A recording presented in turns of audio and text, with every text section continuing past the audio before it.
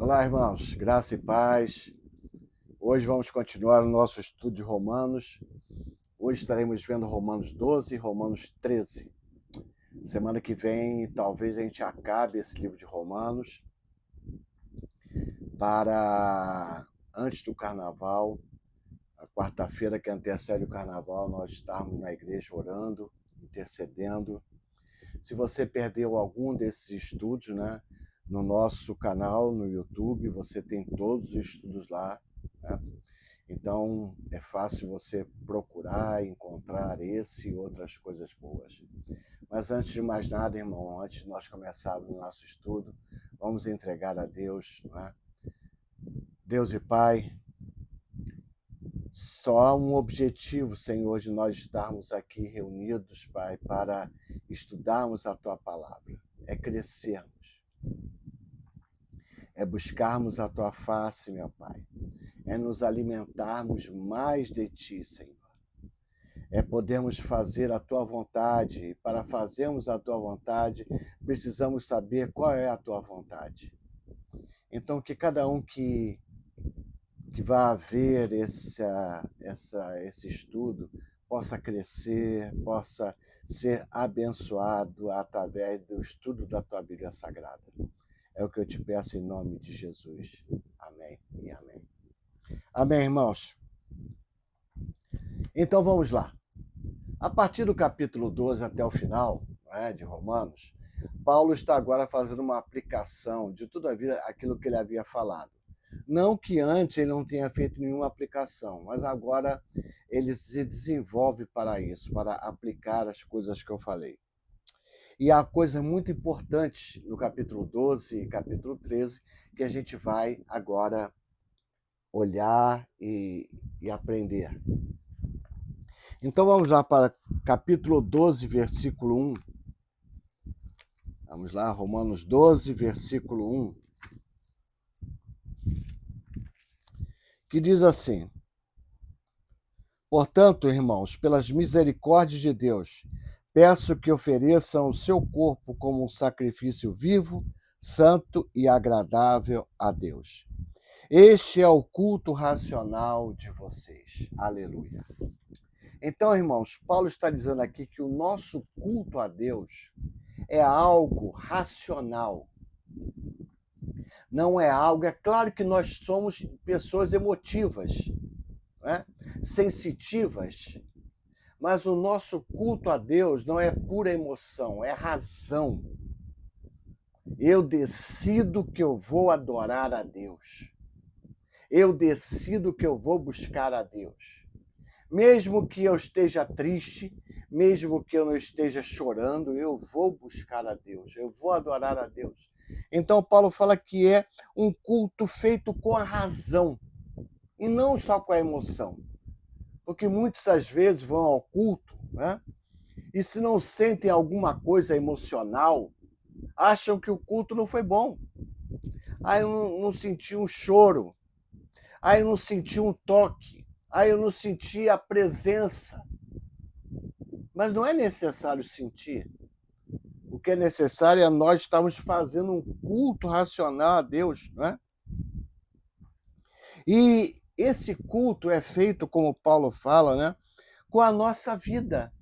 Ele fala: ofereça o vosso corpo, a nossa vida. Na antiga aliança se ofereciam animais, né? O sangue dos animais cobriam os pecados, era expiado o pecado da pessoa no sacrifício daquele animal, que ele colocava a mão sobre a cabeça daquele animal. Mas agora não. Agora nós oferecemos a nossa vida a Deus. Esse é o nosso culto racional. Esse é o nosso culto com razão, não mais com o sacrifício de outros. O sacrifício é meu agora. Eu decido fazer. Eu decido ir à igreja. Eu decido orar em casa. Eu decido abrir a Bíblia, ler a Bíblia Sagrada. Eu decido cantar louvores a Deus. Então, é um culto racional e é um culto feito por mim.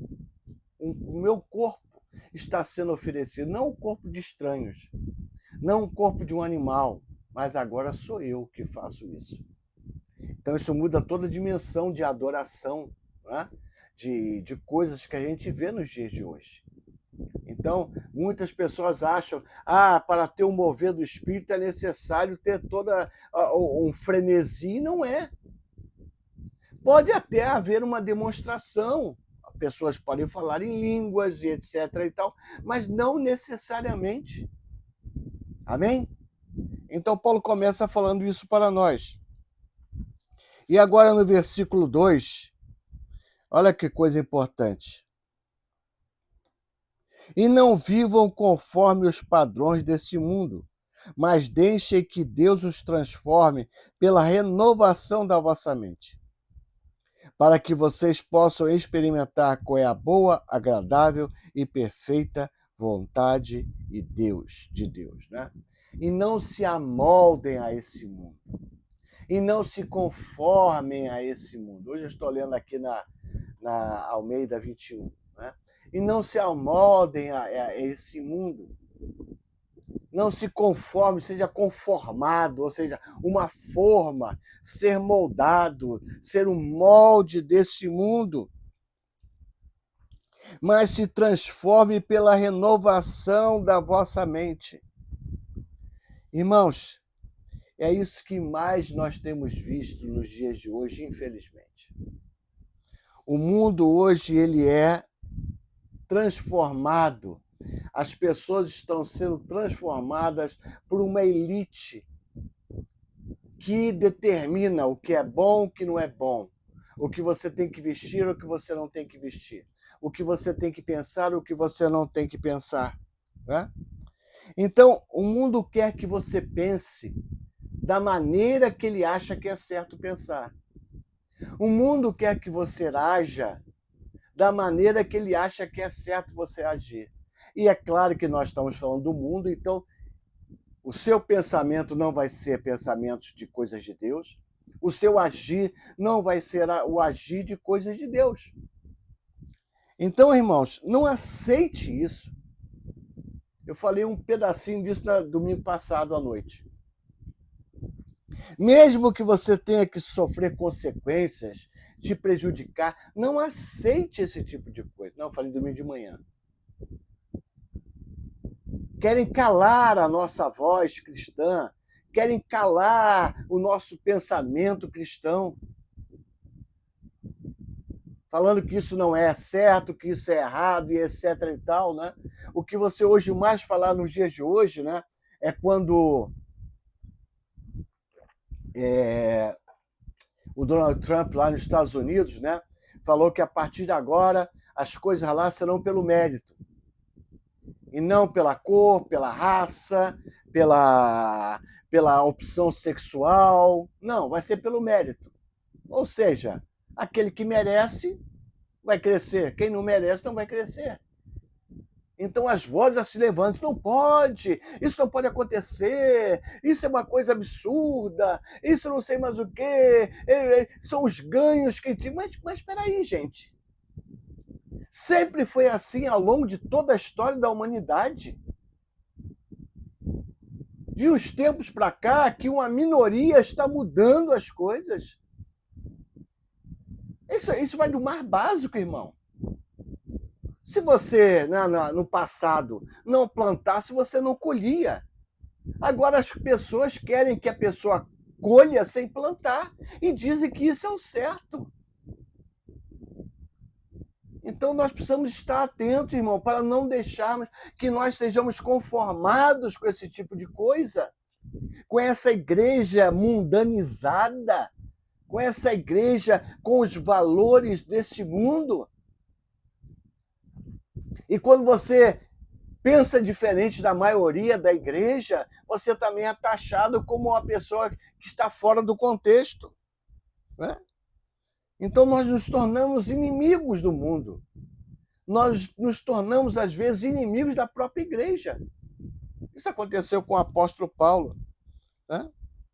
Transformar-nos pela renovação da nossa mente.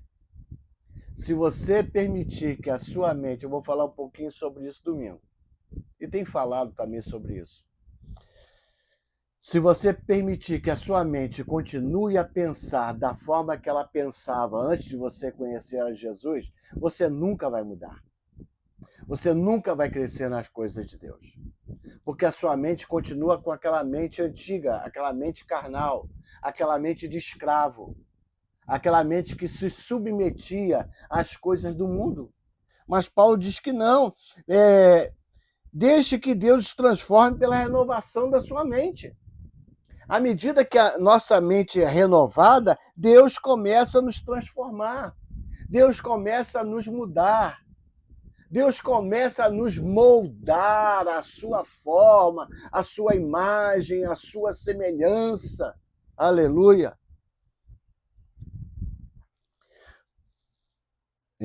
Que de aqui para que possais experimentar qual é a boa, perfeita e agradável vontade de Deus. Só quando nossos pensamentos estão lá nas coisas lá do alto, é que nós podemos ser cheios do Espírito Santo, irmãos. Só isso, né? Só assim. Então Paulo fala, não se deixe moldar, não se deixe conformar com este século. Por que esse século é o século certo, irmãos? Porque toda a humanidade estava errada ao longo desses milênios. Pare e pense um pouquinho, querido. Quer dizer que a humanidade sempre viveu errada. E agora, porque surgiu um grupo, né, de pessoas aí revolucionárias, tudo estava errado. Agora as coisas agora que estão certas. Eu falo isso muito para minha filha, para o meu filho, né? Principalmente agora com a minha filha, né? Poxa, quer dizer, eu criei 2 filhos junto a minha esposa criou e eu ajudei ela a criar, né? 2 filhos, e hoje a gente não sabe mais nada. Porque hoje mudou tudo. Ou seja, né? A gente não sabe mais nada. Quer dizer, não foi só eu, né? A criação da minha mãe, a criação da minha avó, a criação da minha bisavó, a criação lá dos tempos de Jesus Cristo, não valia nada. Agora, o que vale são a criação de hoje, são os pensamentos de hoje. Mas por quê? E eu faço uma pergunta. Em que era viveram os maiores gênios da humanidade? Em todas as áreas. Seja a área da cultura, seja a área da filosofia, seja a área da matemática, seja a área da física, da música. Em que era viveu? Nessa era? É claro que não, né, irmãos? Hoje, os gênios dessa era, acho que não frequentavam a escola dos gênios da antiguidade. Porque nós vivemos, né, na base de tudo que foi descoberto por esse gênio da antiguidade, que tiveram essa criação antiga. Né? Então não se deixa moldar por essas coisas, irmãos. Aleluia. Então agora versículo 8 do capítulo 12, perdão, do versículo 3 até o versículo 8, Paulo diz assim: porque pela graça que me foi dada, digo a cada um de vocês, que não pense de si mesmo além do que convém. Versículo 6. Temos, porém, diferentes dons, segundo a graça que nos foi dada. Se é profecia, segundo a proporção da fé.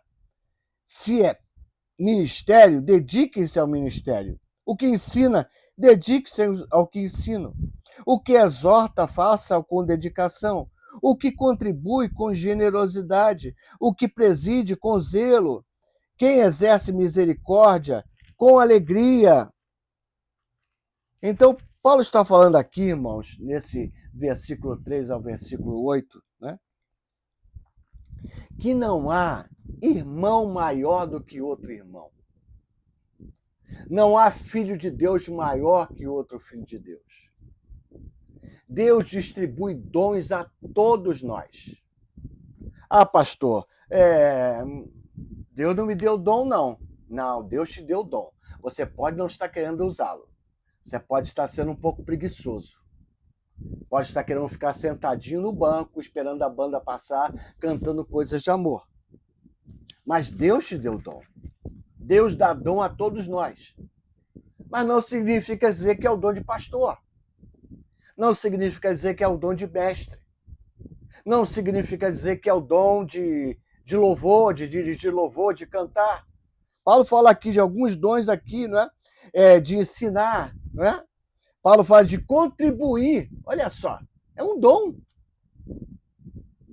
A pessoa que dá com amor, dá com generosidade, pessoas que ganham muito dinheiro e pegam o seu dinheiro e investem no reino de Deus, é um dom que Deus dá a pessoas ricas, empresários, empresárias, de contribuir para o reino de Deus. Exercer misericórdia. Mas as pessoas não querem isso, não é? As pessoas acham que os dons são só aqueles que aparecem na prateleira, não é isso? Ah, dom de cura, eu tenho dom de curar. Ah, então eu sou fora de série. Eu sou super ungido. Né? Ninguém fala, eu não vejo ninguém falar de dom de discernimento de espírito. Não é isso? Não. Dom de administração, ninguém fala sobre isso. Então Paulo está dizendo aqui que ninguém se ache melhor que o outro. Porque o seu dom é um dom que aparece na vitrine e o dom do outro não é. Irmãos, quando eu chego na igreja, né, a igreja já está aberta pelos diáconos que a abrem, né, o ar-condicionado já está ligado, o som já foi ligado, tudo já está preparado para o culto. Eu não fiz nada disso. Será que as pessoas que fizeram tudo isso antes, a pessoa que limpa a igreja, a pessoa que distribui folheto, será que essas pessoas não são tão importantes quanto eu no reino de Deus? É claro que são. É por isso que Paulo está dizendo, ninguém olhe para o outro dizendo que ele é melhor. Né? Nós somos todos irmãos em Cristo Jesus, irmão. Meu irmão, minha irmã. Todos somos importantes para o reino de Deus, para a sua igreja. Então vamos continuar, né? E quanta coisa boa, irmão, do livro de Romanos. Quanta coisa fundamental. Quanta coisa já está aqui disponível para nós. É só a gente parar e dar uma lida.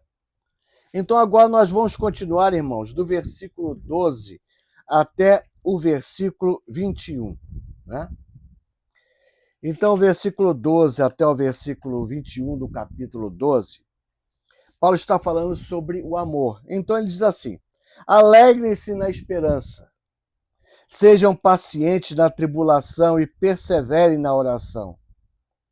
Ajudem a suprir as necessidades dos santos, pratiquem a hospitalidade. Abençoe os que perseguem vocês, abençoe e não amaldiçoem. Alegre-se com os que se alegram e chorem com os que choram. Tenham o mesmo modo de pensar de uns com os outros. Em vez de orgulhosos, sejam humildes. Não sejam sábios aos seus próprios olhos. Não paguem a ninguém o mal por mal. Procurem fazer o bem diante de todos. No que depender de vocês, vivam em paz com todas as pessoas. Meus irmãos, não façam justiça com as próprias mãos, nem deem lugar à ira, porque está escrito: a mim pertence a vingança, eu que retribuirei, diz o Senhor. Não se deixe vencer pelo mal, mas vença o mal com o bem.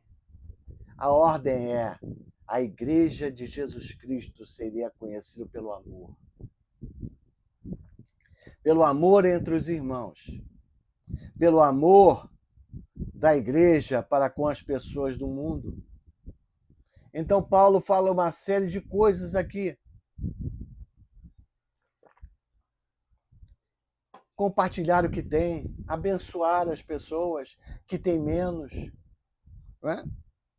Abençoar e não amaldiçoar, mesmo que nos perseguem. Nós fomos chamados para abençoar, meus irmãos. Foi isso que Deus falou para Abraão. Seja você uma bênção. Nós não temos que amaldiçoar ninguém, irmãos. Né? Alegrar com os que se alegram. Chorar com os que choram. Às vezes passa um pensamento, e às vezes passa, eu sou muito franco, você sabe disso, né? Quando a gente vê alguma coisa errada, não é? A gente vê até esses furtos de fios por esses cracudos, né? Aí você fica irado na hora, mas daqui a pouco você para e fala, misericórdia. Você vê aquele pobre garoto estirado lá no meio da rua. Então é exercer misericórdia, irmãos. Chorar com aqueles que estão passando fome, passando miséria, irmãos. Fazer o possível para viver em paz com todos. No que depender de você, tem de paz com todos, irmãos. Com todos. Se associar é diferente de que ter paz com todos. Eu não me associo com pessoas de outras religiões. Mas eu tenho paz com todos, respeito a todos, né? Não retribuo o mal com o mal. Me fizeram mal, agora eu vou. Não. Não, irmãos. Não se vingue. Deixe que Deus vai retribuir aquilo de errado que fizeram com você. A ele pertence a ira, né? Como Paulo falou aqui. A ele pertence a ira, irmãos. Ele é o vingador. Ele é o nosso vingador. Então que nós não procuremos nos vingar, que nós não procuremos ficar irados com as coisas desse mundo, irmãos. Isso aí não leva a nada. A nada. Então nós precisamos ter paz dentro de nós. Precisamos ter paz com tudo, com todos.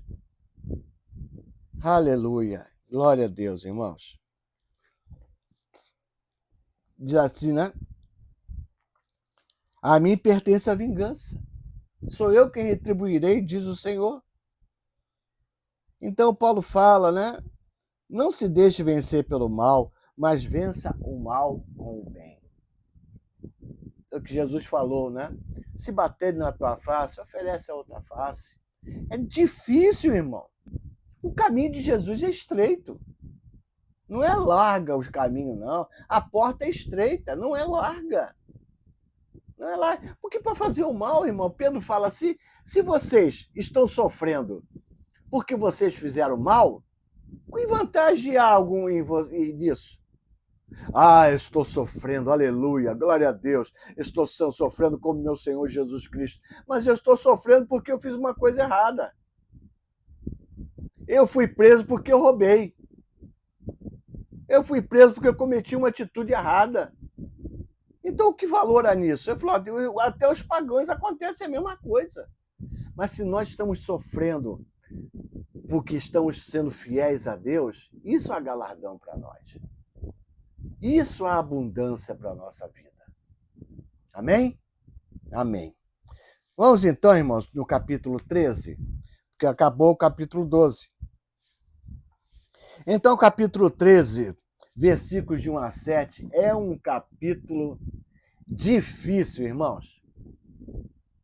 Difícil de aceitar. Difícil. No Brasil é muito difícil. Eu sempre fiquei, sinceramente, lendo esses capítulos, eu sempre ficava assim, ah, meu Deus do céu, não é possível que isso esteja escrito. Mas você vai ver com essa nossa conversa como isso vai se tornar realidade. Então vamos lá, 13 de 1 a 7.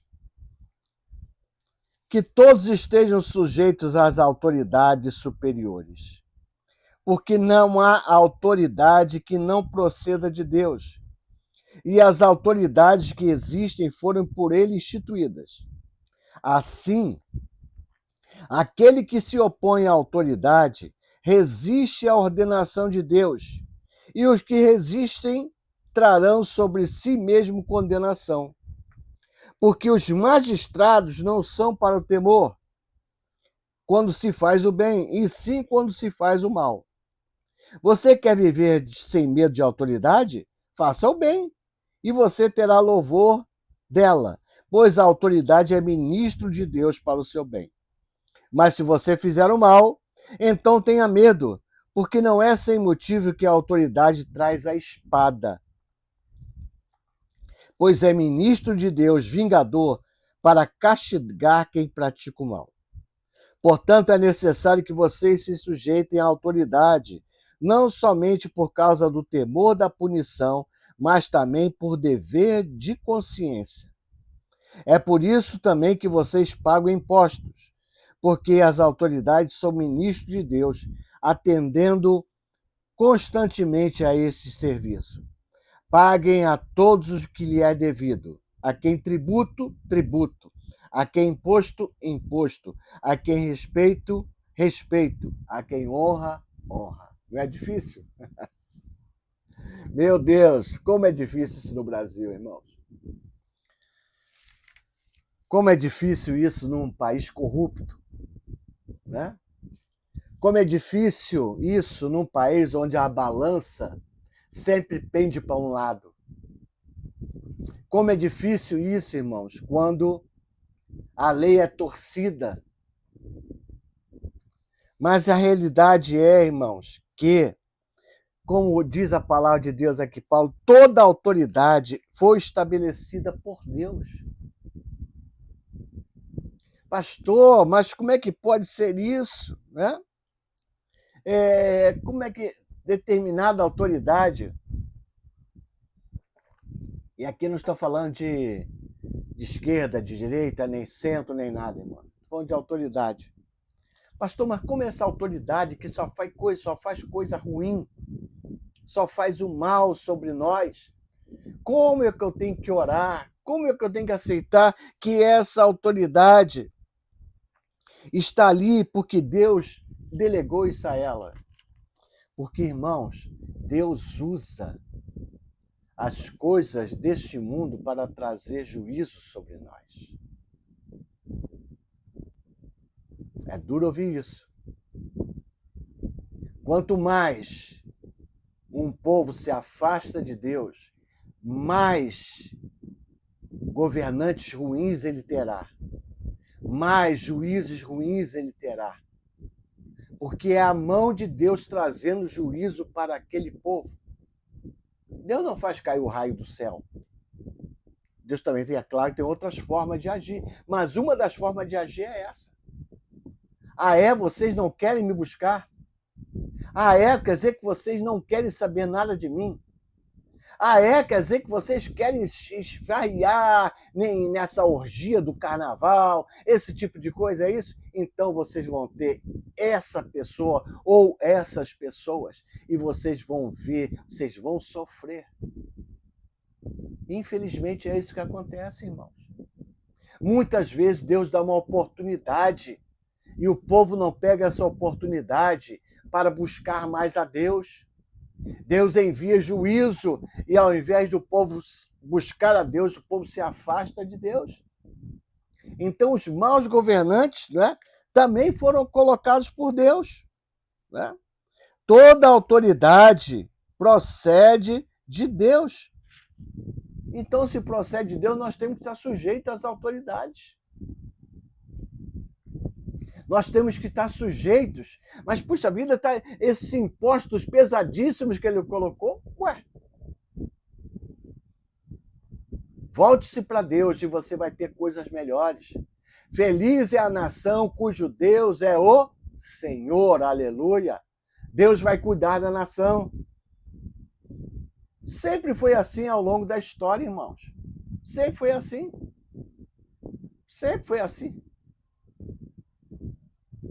Se você pegar, não é, os países com maior índice de desenvolvimento humano, né, o IDEB, você verá que a maioria absoluta desses países foram porque muitos já deixaram de ser, né? Foram países que cresceram debaixo de uma cultura cristã. Foram colonizados por cristãos. É exemplo dos Estados Unidos da América do Norte. Então, eles tiveram governantes que Deus os colocou para eles crescerem. Né? Então, irmãos, uma coisa importante aqui, né, que diz aqui que a autoridade traz a espada. Isso também é uma verdade, irmão. Por mais ruim que seja uma autoridade, ela é necessária. Senão vira uma bagunça, senão vira um caos. Se tirar, muitos reclamam da polícia e realmente às vezes a polícia comete exageros. Muitas vezes, infelizmente, poucos policiais, mas acontece, se corrompem, né, fazem coisas erradas. Mas tira a polícia. Né? Muitas pessoas criticam a polícia e tudo mais. Quando a polícia aparece, não queremos aqui não, ele só vem aqui. E sempre a bala perdida é do policial e tudo mais. Mas na hora que a coisa aperta, para quem o povo liga? 190, não é isso? Está acontecendo um tiroteio aqui, está acontecendo. Porque, irmão, se não houver autoridade, a bagunça impera. Então, mesmo uma autoridade ruim, ela é boa nesse sentido. Porque, de qualquer maneira, ela traz a espada. Ela não deixa as coisas virarem bagunça, senão se volta contra ela própria, né? Então, ela, pelo menos, ela traz a espada. Então, toda autoridade é de Deus, irmãos. Então, nós temos que ser cristãos que obedecem às autoridades. Que obedece, que paga os seus impostos, paga o seu tributo. Eu não vou discutir aí se é maior, devia ser menor, se eles pegam os impostos e roubam. Eu não estou discutindo isso. Não é isso que Paulo está discutindo aqui também. Veja que havia um governo que fazia muita besteira, que era Roma. E os judeus pagavam tributos para ir para Roma. Tributos pesados. Em nenhum momento Paulo fala, não, quem tem tributo, tributo, a quem imposto, imposto, a quem respeito, respeito, a quem honra, honra. E é assim que tem que ser. Não somos pessoas revolucionárias, irmãos. Agora, isso aqui que eu acabei de falar tem um limite. Qual é o limite? É a Bíblia Sagrada. Esse é o limite. Quando um governo quer falar, não, agora, a partir de agora, todos podem fazer aborto, toda mulher pode fazer aborto. Então, nós não temos que obedecer essa lei. Nós temos que ser contra essa lei. A partir do momento o adultério é liberado, nós temos que ser contra. Estou falando coisa maluca, não é? O aborto não. O aborto é real. Não é? A partir de hoje, a pessoa não nasce nem homem nem mulher. Não, a pessoa nasce homem ou nasce mulher, porque isso está escrito na Bíblia. Agora, o que a pessoa faz do seu corpo, isso é problema dela, isso não é problema meu. Não tem nada a ver com a vida dela. Ela faz o que ela quiser do corpo dela. Se ela quiser se jogar do alto do viaduto, ela se joga do alto do viaduto. Né? A partir de agora, a eutanásia vai ser legalizada. Quem quiser morrer, vai na UPA e ele vai dar uma injeção letal. É errado, porque ninguém pode tirar a sua própria vida. Só Deus que é o doador da vida e é Ele que pode tirar a vida. Então, ou seja, o nosso limite para obedecer uma autoridade é o limite da Bíblia Sagrada. Nega a Deus? De jeito nenhum, nunca. Pode me matar, mas negar a Deus nunca. Amém? Então ficou claro? É difícil. No Brasil é difícil. Não é agora que é difícil, não. Foi difícil há 4 anos atrás, foi difícil há 8 anos atrás, foi difícil há 12 anos atrás, foi difícil há 16 anos atrás e assim sucessivamente. É sempre assim, irmãos. Né? Infelizmente. Quem sabe se o Brasil se converter, não em número de pessoas. Nós somos já 1/3 da população e nada mudou, só piora. Então, a nossa oração não está chegando no trono da graça.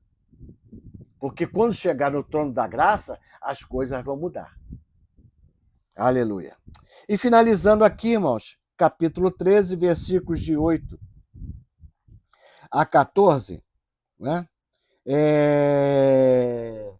No versículo 9, Paulo diz assim: pois estes mandamentos, não cometa adultério, não mate, não furte, não cobice, e qualquer outro mandamento que houver, todos se resumem nessa palavra: Ame o seu próximo como você ama a si mesmo.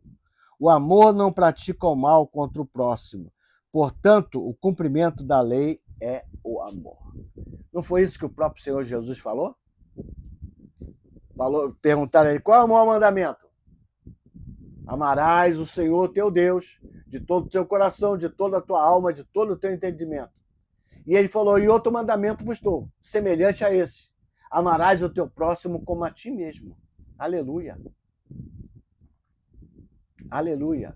Porque, como Paulo está falando aqui, irmãos, se nós amamos o nosso irmão, a nossa irmã, nós vamos cumprir a lei de Deus. As pessoas dizem que é difícil, é impossível cumprir os 10 mandamentos, é impossível. Não, não é possível, é impossível não. É só haver amor, amor de Deus em nosso coração. Como Paulo fala aqui, não é?